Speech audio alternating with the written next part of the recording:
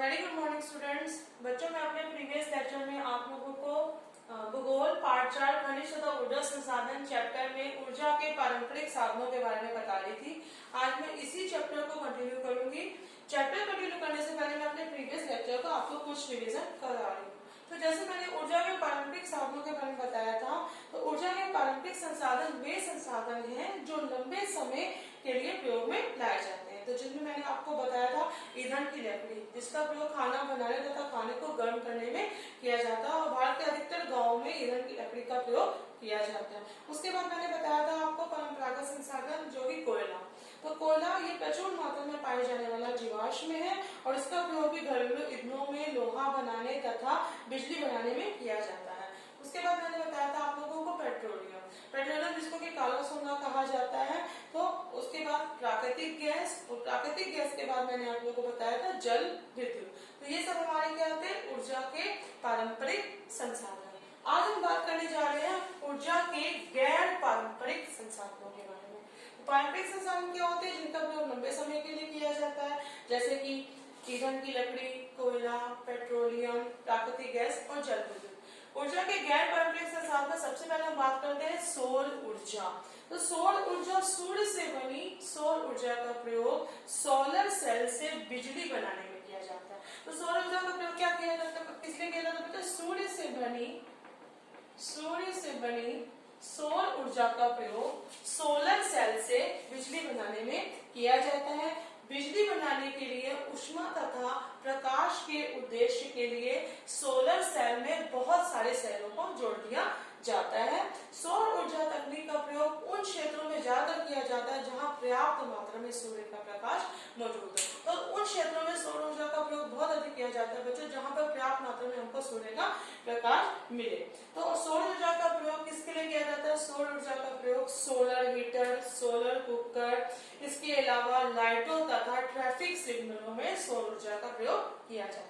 तो सौर ऊर्जा क्या होती है बच्चों? सूर्य से बनी सौर ऊर्जा का प्रयोग सोलर सेल से बिजली बनाने में किया जाता है। ऊष्मा तथा प्रकाश के उद्देश्य के लिए सोलर सेल में बहुत सारे सेलों को जोड़ दिया जाता है।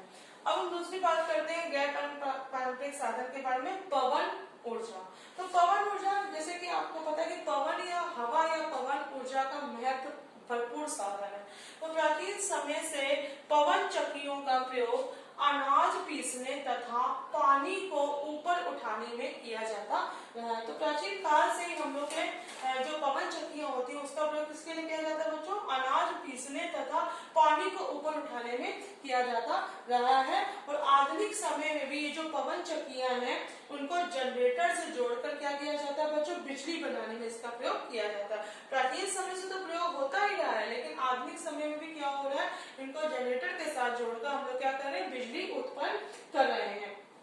जहां पर हवा का वेग बहुत अधिक होता है वहां पर पवन ऊर्जा का प्रयोग किया जाता है। तो तथा पर्वतीय इलाकों में पवन ऊर्जा निर्माण के लिए जो पवन खेत है वो कहाँ पे है? हमारे नीदरलैंड, जर्मनी, डेनमार्क, यूके तथा यूएसए में हमारे क्या है? पवन खेत है। तो ये क्लियर हो गया आप लोगों को? प्राचीन समय से ही पवन चक्कियों का प्रयोग किसमें किया जाता रहा है? अनाज पीसने तथा पानी को ऊपर उठाने में किया जाता रहा है। तथा वर्तमान समय में भी पवन चक्कियों को जनरेटर से जोड़कर क्या की जाती है बच्चों? बिजली उत्पन्न की जाती है। नेक्स्ट हम बात करने जा रहे हैं पारंपरिक संसाधन परमाणु ऊर्जा। तो परमाणु ऊर्जा क्या होता है बच्चों? प्राकृतिक रेडियो एक्टिव तत्व। तो प्राकृतिक रेडियो एक्टिव तत्व हमारे कौन से होते हैं? यूरेनियम और थोरियम।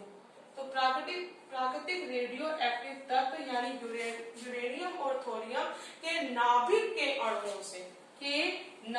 के अणुओं से प्राप्त परमाणु ऊर्जा है। तो जो हमारे प्राकृतिक रेडियो एक्टिव तत्व है यूरेनियम और थोरियम के नाभिक के अणुओं से प्राप्त क्या है? हमारी परमाणु ऊर्जा है। तो सबसे अधिक नाभिकीय ऊर्जा बनाने में किसका प्रमुख स्थान है? सबसे अधिक नाभिकीय ऊर्जा बनाने में हमारा यूएसए और हमारा किसका ज्यादा स्थान है? यूरोप का। तो सबसे अधिक परमाणु ऊर्जा कहाँ बनाई जाती है बच्चों? यूएसए और यूरोप में बनाई जाती है। भारत में राजस्थान तथा झारखंड बड़ी मात्रा में यूरेनियम उपस्थित है। तो भारत में हमारा झारखंड और राजस्थान में बड़ी मात्रा में क्या उपस्थित है? बड़ी मात्रा में हमारा थोरियम उपस्थित है। तो बड़ी मात्रा में थोरियम उपस्थित है। केरल के मोनोजाइट रेत में सबसे अधिक थोरियम पाया जाता है। तो झारखंड और राजस्थान में तो पाया जाता है और केरल के मोनोजाइट खेत में भी सबसे अधिक मात्रा में थोरियम पाया जाता है। भारत में जो नाभिकीय ऊर्जा स्टेशन है, तो भारत में हमारे नाभिकीय ऊर्जा स्टेशन है तमिलनाडु में कलपक्कम, महाराष्ट्र में तारापुर, राजस्थान में कोटा, उत्तर प्रदेश में नरोरा और हमारा क्या कहते हैं राणा प्रताप सागर, उत्तर प्रदेश में नरोरा तथा कर्नाटक में केगा में स्थित है। तो भारत के हमारे नाभिकीय परमाणु ऊर्जा केंद्र कहाँ कहाँ है बच्चों? तमिलनाडु में कलपक्कम नामक स्थान पर, महाराष्ट्र में तारापुर नामक स्थान पर, राजस्थान में कोटा नामक स्थान पर और उत्तर प्रदेश में नरोरा नामक स्थान पर और केरल में कोगा नामक स्थान पर हमारे परमाणु ऊर्जा के केंद्र स्थित हैं। तो परमाणु ऊर्जा क्या होती है बच्चों? प्राकृतिक रेडियो एक्टिव तत्व यूरेनियम तथा थोरियम के नाभिक के अणुओं से प्राप्त ऊर्जा क्या कहलाती है? हमारी परमाणु ऊर्जा कहलाती है। अब हम नेक्स्ट बात करने जा रहे हैं बच्चों भूतापीय ऊर्जा। तो नेक्स्ट ऊर्जा की हम बात करने जा रहे हैं भूतापीय ऊर्जा। तो भूतापीय ऊर्जा हमारी क्या होती है? धरती से प्राप्त ऊष्मीय ऊर्जा को हम लोग क्या कहते हैं? भूतापीय ऊर्जा कहते हैं। जैसे हम पृथ्वी में नीचे की ओर जाते हैं तो वैसे वैसे क्या हो जाता है? तापमान बढ़ने लगता है। कभी कभी ये ऊर्जा उष्ण सतह को गर्म पानी के रूप में बदल देती है।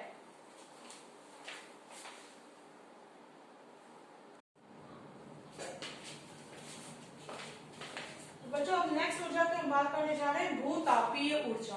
तो भूतापीय ऊर्जा क्या होती है? धरती से प्राप्त ऊष्मीय ऊर्जा को हम लोग क्या कहते हैं? भूतापीय ऊर्जा कहते हैं। धरती से प्राप्त ऊष्मीय ऊर्जा को क्या कहा जाता है बच्चों? भूतापीय ऊर्जा कहा जाता है। तो धरती से प्राप्त ऊष्मीय ऊर्जा को भूतापीय ऊर्जा कहते हैं। जैसे जैसे पृथ्वी में नीचे की ओर जाते हैं वैसे वैसे क्या होता है? हमारा तापमान बढ़ने लगता है। तो कभी कभी ये जो ऊष्मा ऊर्जा सतह को गर्म पानी के रूप में बदल देती है। तो ये जो धरती से प्राप्त ये जो ऊष्मीय ऊर्जा होती है कभी कभी ये सतह को, पृथ्वी की सतह को क्या कर देती है? गर्म पानी के रूप में बदल देती है। इस ऊष्मा ऊर्जा का प्रयोग किसमें किया जाता है बच्चों? बिजली बनाने में इसका प्रयोग किया जाता है। और गर्म पानी के रूप में भूतापीय ऊर्जा का प्रयोग कई वर्षों से खाना पकाने, गर्म करने तथा नहाने में किया जाता रहा है। तो मतलब गर्म पानी के रूप में जो भूतापीय ऊर्जा का प्रयोग है, जैसा कि मैंने आपको बताया कि कभी कभी ये जो ऊष्मीय ऊर्जा है सतह को क्या कर देती है? गर्म पानी के रूप में बदल देती है। तो गर्म पानी के रूप में इस भूतापीय ऊर्जा का प्रयोग कई वर्षों से खाना बनाने, पकाने और नहाने में किया जाता रहा है। यूएसए जो है दुनिया का सबसे बड़ा भूतापीय ऊर्जा का प्लांट है और इसके बाद न्यूजीलैंड, फिलीपींस और सेंट्रल अमेरिका में भी भूतापीय ऊर्जा के प्लांट है। भारत में हिमाचल प्रदेश में मणिकर्ण गुरुद्वारा है बच्चों, जिसमें कि क्या कहते हैं हमारी एक धारा बहती है, गर्म पानी की धारा बहती है, जिसमें वहां के लोग पूरा मतलब गुरुद्वारे का पूरा लंगर उसी गर्म पानी की धारा में वो लोग तैयार करते हैं। तो भारत में हिमाचल प्रदेश में मणिकर्ण तथा लद्दाख में रिगा वैली जो है भूतापीय ऊर्जा प्लांट है। तो भूतापीय ऊर्जा क्या होती है बच्चों? धरती से प्राप्त ऊष्मीय ऊर्जा को हम लोग क्या कहते हैं? भूतापीय ऊर्जा कहते हैं। कभी कभी यह ऊष्मा ऊर्जा सतह को गर्म पानी के रूप में बदल देती है और गर्म पानी के रूप में इस भूतापीय ऊर्जा का प्रयोग कई वर्षों से खाना बनाने, पकाने और नहाने में किया जाता रहा है। यूएसए दुनिया का सबसे बड़ा भूतापीय ऊर्जा का प्लांट है और भारत में हिमाचल में मणिकर्ण तथा लद्दाख में रिगा वैली सबसे बड़ा भूतापीय ऊर्जा का प्लांट है। अब नेक्स्ट हम बात करते हैं ज्वारीय ऊर्जा। तो ज्वारीय ऊर्जा क्या होता है बच्चों? ज्वार से प्राप्त ऊर्जा को ज्वारीय ऊर्जा कहते हैं। ज्वार से प्राप्त जो हमारी ऊर्जा होती है वो हमारी क्या कहलाती है? वो हमारी ज्वारीय ऊर्जा कहलाती है।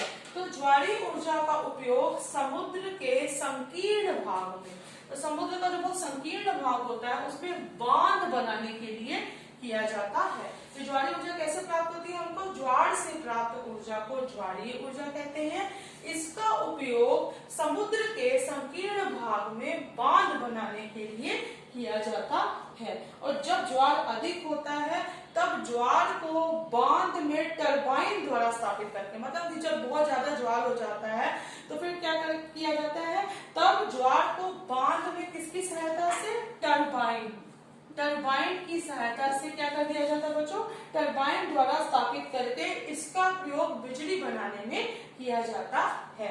रूस, फ्रांस, भारत में कच्छ की खाड़ी में बहुत अधिक क्या है, हमारे ज्वारीय ऊर्जा के अंश मौजूद हैं। तो ज्वारीय ऊर्जा कैसे होती है बच्चों? ज्वार से प्राप्त ऊर्जा को हम लोग क्या कहते हैं? ज्वारीय ऊर्जा कहते हैं। इसका उपयोग समुद्र के संकीर्ण भाग में बांध बनाने के लिए किया जाता है। उसके बाद हमारी आती है बायोगैस। तो बायोगैस क्या होती है? रासायनिक अपशिष्ट जैसे मृत पौधे, पशुओं के गोबर तथा रसोई के कचरे को परिवर्तित करके जो ईंधन बनाया जाता है उसको हम क्या कहते हैं? बायोगैस कहते हैं। तो बायोगैस हमें कैसे प्राप्त होती है? जैसे मृत पौधे होते हैं, पशुओं के गोबर से या रसोई से जो कूड़ा कचरा निकलता है उसको परिवर्तित करके रासायनिक विधि द्वारा उसको परिवर्तन करके जो ईंधन बनाया जाता है उसको हम लोग क्या कहते हैं? बायोगैस कहते हैं। तो बायोगैस को बनाने वाला रासायनिक अवशिष्ट एक प्रकार का मीथेन तथा कार्बन डाइऑक्साइड का मिश्रण है। किसका मिश्रण है? मीथेन तथा कार्बन डाइऑक्साइड का क्या है बच्चों? मिश्रण है। मीथेन तथा कार्बन डाइऑक्साइड का मिश्रण है। बायोगैस खाना पकाने, प्रकाश तथा रासायनिक खाद बनाने का सबसे अच्छा ईंधन है। तो बच्चों आज मैंने आप लोगों को क्या बताया? आज मैंने आप लोगों को ऊर्जा के गैर पारंपरिक साधनों के बारे में बताया, जिसमें मैंने आप लोगों को क्या बताया? जिसमें मैंने आप लोगों को परमाणु ऊर्जा, भूतापीय ऊर्जा, सौर ऊर्जा, पवन ऊर्जा, ज्वारीय ऊर्जा और बायोगैस के बारे में बताया। So that's all for today. I will continue this chapter in my next video.